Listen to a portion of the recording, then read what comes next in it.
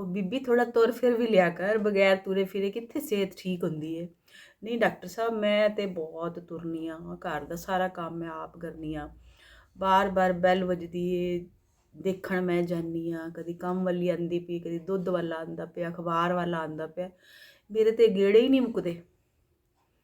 ਉਹ ਬੀਬੀ ਇਹਨੂੰ ਚੱਲਣਾ ਫਿਰਨਾ ਨਹੀਂ ਕਹਿੰਦੇ, ਚੱਲਣਾ ਫਿਰਨਾ ਕਹਿੰਦੇ ਨੇ ਪ੍ਰੋਪਰ ਇੱਕ ਟਾਈਮ ਕੱਢ ਕੇ ਤੁਸੀਂ ਆਪਣੇ ਸਰੀਰ ਵਾਸਤੇ घंटा डेढ़ घंटा जोड़ा सैर की करो। घंटा डेढ़ घंटा नहीं कर सकते हो, आधा घंटा तो कर लिया करो।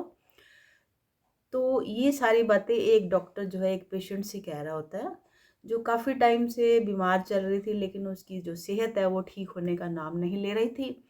और डॉक्टर बार बार कह रहे थे कि खाली दवाइयों से कुछ नहीं हो सकता, थोड़ा सा सैर भी करनी चाहिए, थोड़ा सा अपनी बॉडी को हिलाना डुलाना भी चाहिए।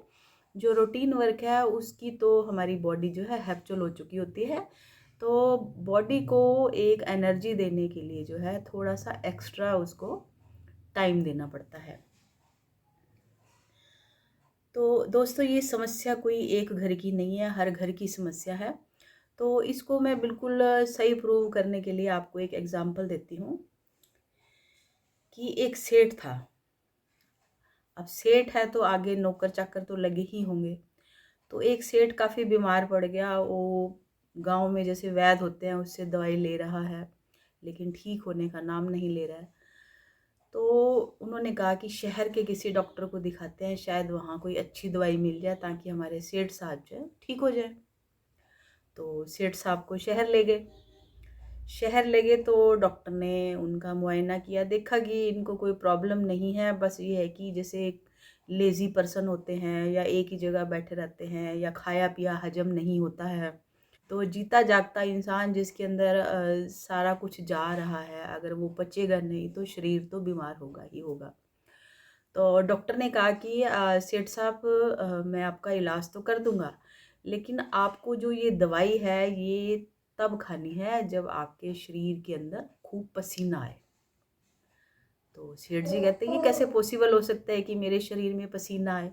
कहता है ये दवाई का असर तो तभी होगा जब आपकी बॉडी में पसीना आएगा, आप ये दवाई खाओगे, इस दवाई का असर तभी होगा। अब पसीना कैसे आए? तो डॉक्टर साहब ने कहा कि पसीना लाने के लिए तुम्हें घर के काम काज करने पड़ेंगे, बागबानी करनी पड़ेगी, अपने खेतों तक पैदल जाना पड़ेगा, कहीं मार्केट जाना है तो पैदल जाओ, थोड़ा सा फिजिकल लेबर करो जिससे आपकी बॉडी में पसीना आए। पसीना आएगा तो मेरी दवाई का असर होगा। सेठ मरता क्या ना करता, उसने कहा ठीक है। तो वो सेठ ने 1 हफ्ते तक जो है जमकर अपने शरीर से पसीना निकाला और दवाई खाई और वो बिल्कुल ठीक हो गया।